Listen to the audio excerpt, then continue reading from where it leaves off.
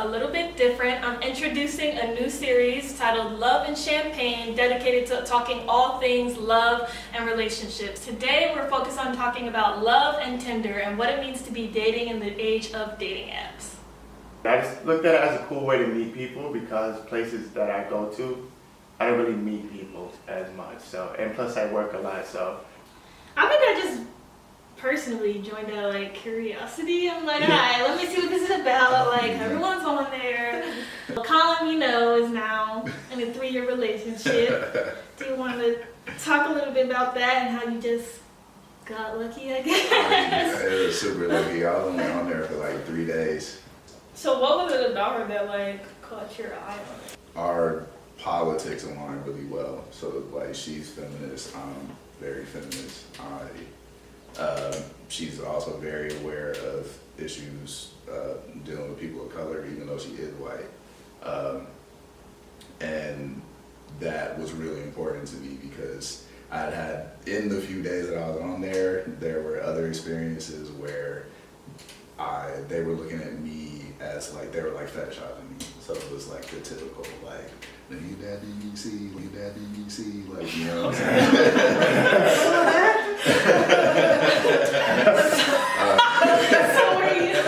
So I was like, okay, I made a mistake, but then I started talking to her and I was like, okay, there are like normal people on here. For me, I just feel like people in New York just generally have this idea that like, oh, if you're not going to do what I want, or if you're not going to be who I want you to be, there's 20 other people that will. So I'm not going to waste my time, which is like tragic, like, right? But I feel like that's not a way to date, and it just makes dating like so just frivolous and like, I think it's lost a lot of value of really getting to know people. What do you think, Carter? Well, I haven't had a relationship from Tinder per se, but I have met someone that I actually do like, which I was shocked because before I actually made Tinder, I always looked at it as like something corny. Like I honestly, I looked down on it until I gave it a shot. And before I had it, it was always rumored that it was like, oh, it's just a hookup site, it's a hookup site. But honestly, since I've been on it, my experiences, I don't see it as a hookup site. It's just a lot of young professionals who work a lot and don't have time to date. I do think it's a hookup site. You do think so? I haven't had that luck though. I'm not I think it depends on the person's intentions. Like it's not a one size fits all kind of app. It's like it's what you go into it with. Like if you're gonna, I just feel like people should make their intentions clear. So if you're looking to hook up, like you should put that like front and center in your profile. Like look, like nothing serious. See, but I think that doesn't work. Like, I went on a date with this guy, and he was like, oh, why do you have no hookups in your bio? Like, you all know that this is, like, an app about hookups. Like, and you guys are just saying that to look a certain way. I'm like, what? Like, no, I really don't want to hook up. Like, that's why I put it. But he's like, but Tinder is predominantly a hookup site, so, like. That's not true. When Tinder first started, that's what it was. Yeah. Like, and I think people still have that idea. Well, most people still have that idea, but that's what it is. But that's not really what it is. To me, it's not why I go on it. Like, I go on it to actually find somebody that is like me. Me too. I mean, that's what I'm saying. People's intentions have to match. Yeah, exactly. I think it really depends on the person. Yeah. So, what are some of the craziest Tinder experiences you guys have had? I don't think I've spent enough time vetting people before I go on dates with them. Because I'm like a spontaneous person. So I'm like, oh, okay, you seem good enough, or like, you seem nice enough, let me go on a date with you. And it's turned out to be ridiculous. So I'm like, dang, like, you gotta ask more questions. So I went on a date maybe like a month ago. And I'm sitting at the restaurant, we're having a good time. I mean, he didn't look like his pictures, but you know, hey, I'm not that superficial. Like, I can still go and have a good time, even if I'm not attracted to the person. Then he orders weed on a date. Like, he orders weed. Like, he gets up, leaves the restaurant, goes and gets his weed, says, excuse me, comes back. I'm like, dude, you had all day. Like, you had all day to order weed. You wanna order weed right now? Why do you guys think it's so hard to just meet people in person? Like, what has the world come to? I don't know. I feel like people are working more than they used to.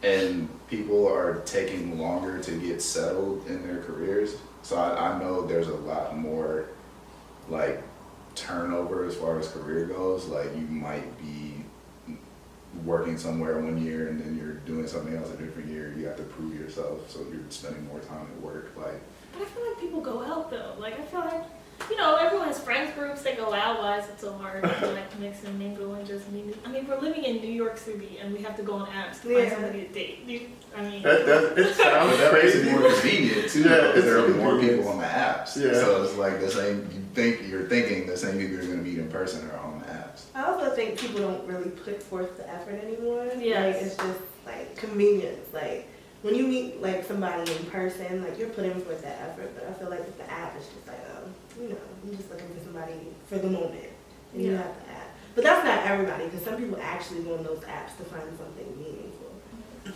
were there any hard rules you stuck to before deciding to go on a date with someone? I think it's really funny. I'm just gonna mention this story. Like my roommate, I was talking to him earlier, and he was like, he went on a lot of dates with girls with messed up teeth, and now he won't go on dates with girls who don't smile in any of their pictures. So are there any hard, fast rules?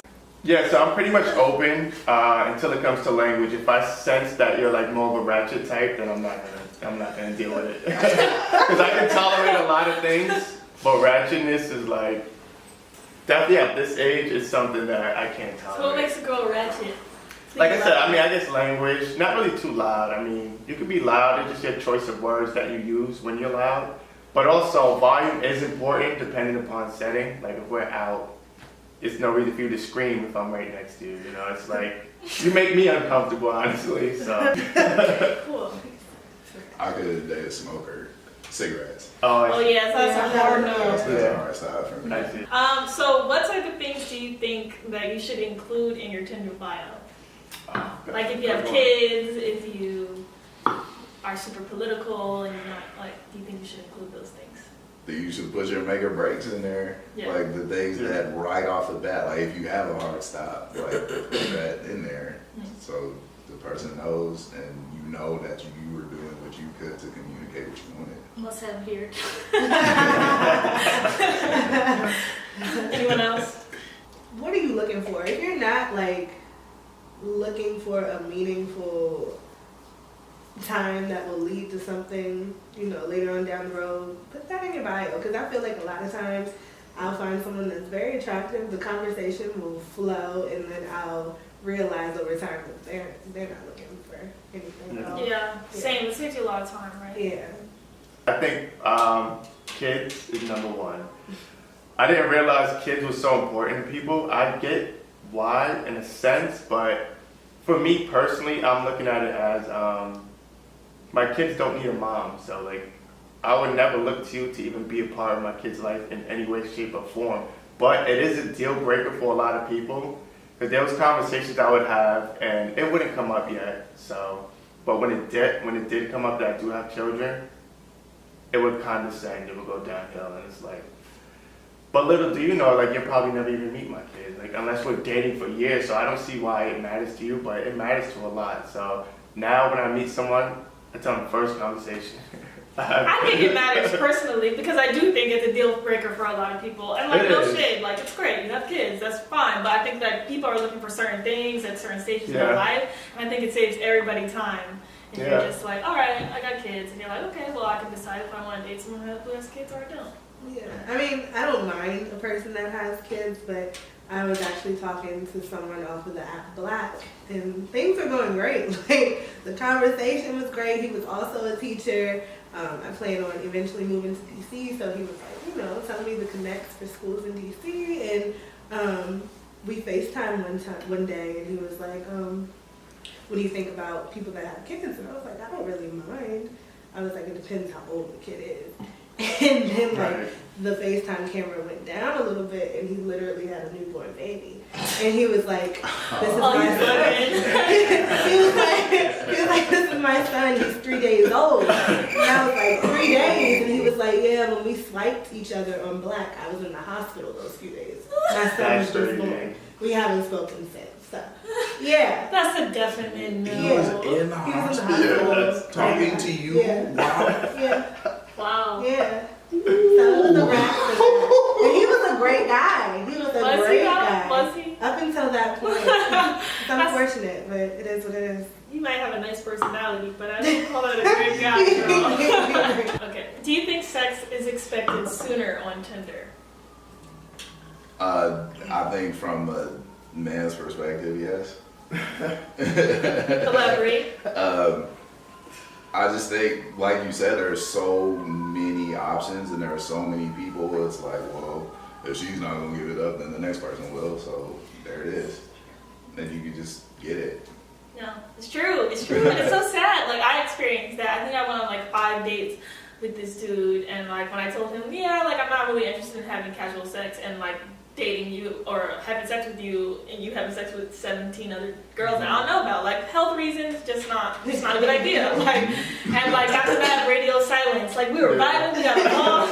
I'm like, wow, like okay, well at least I know what this was about. But yeah, I do think it's expected sooner because, like you said, so many options. I agree, but I also, going along with that, I feel like I'm limited to who actually, you know, continues speaking to me because as a celibate woman, I feel like that's expected, but even when I like say, like, look, I'm not having sex, the conversation could have been great. We could have been vibing for a month, 2 months, and then they go. So, Yeah. Do you put that you're sorry, I'm gonna ask you, but do you put that you're celibate in your? I don't.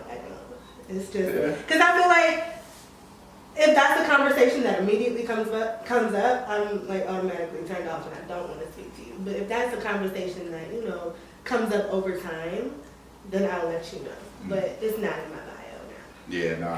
I mean, so I can personally relate to that. I was celibate for 6 years, from 20 to 26. Okay. But I think for me, I told people right off the bat. I'm like, listen, I'm not wasting your time. You're not wasting mine. Like, let me just tell you. But I understand why you wouldn't want to put that on the internet. It's a different thing. So, just a quick question to go off of that. So I was actually having a conversation with my friends because there is a guy I've been talking to and we went out for the first time yesterday. I'm like, you know, we're actually interested, feeling each other. Like, he immediately texted me when we left, like, definitely have to do this again real soon. And I was asking my friends, like, should I tell him on the date or should I wait? So I'm trying to figure out, you said you tell them immediately. Yeah, like right off the bat, because it's just like, it saves us so much time. Like I could date him, I like him so much, we're on a 4th date, and then I tell him I'm celibate, and he's like, nah, honey, like I'm not trying to do that. If I would have told him that first day, hey, save both of us time. If he's not for it, then okay. I do think sex is expected sooner. I guess primarily because, everyone stated, it's so many options that if a person is not really on the same page as you, you can easily move on. And also, I just think it's, I guess sex is not as treasured as it once was. Like in today's society, people are more open to having sex. So it's like, if you know that we like each other and we're vibing, people look at like as far as what's like really the hold up. Yeah, are you guys still on any other apps? So yeah, I'm still on it. No. Again, I made mine in November, so it's been like 3 months now, around there. And yeah, I'm still on it. I mean, so far so good. It's just something to do when there's nothing to do, really. Damn. You know, you get some downtime, you can swipe and leave, I want to ask you something specifically, obviously, because you just said you've been dating somebody for 2 months, but you still swiping. So tell me why. Yeah, so, I mean, that's a good question. I mean, since I've met her, I do like her, but I'm not gonna, pause my life for her at this stage. But as far as from everyone that I have met from Tinder, I feel like I've gotten along with her the most. I've seen her 4 or 5 times now, which is a record for me. So that's what I'm saying. I actually like I speak to her, if not every day, almost every day. But I'm not gonna stop my life right now. But wait, so how long do you think it's gonna take you to decide, hey, like, I'm gonna get off Tinder?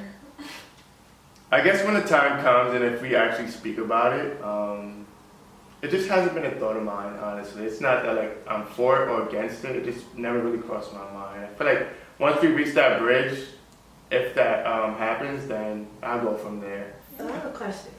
So do you guys feel like you should tell someone that you are quote unquote dating or like really seriously getting to know that you're still dating around No, with some of the definitely. people? No, I think so. I feel like if we're not exclusive and we both know this, then there's no real reason to lie about it. I feel like it's a cop out when you're in that space where you haven't talked about it yet. It's like, Yeah. well, we haven't talked about Yeah, it. yeah. Out in these streets, Yeah. knowing what I'm gonna do, but like, I think it's a cop out. Like, Yeah, it is. I think Yeah. y'all should just put it out. Like, Exactly. like if you're not going to be exclusive for a certain amount of time, be like, hey, so we're not exclusive, right? Or Yeah. just have a conversation about it. Yeah.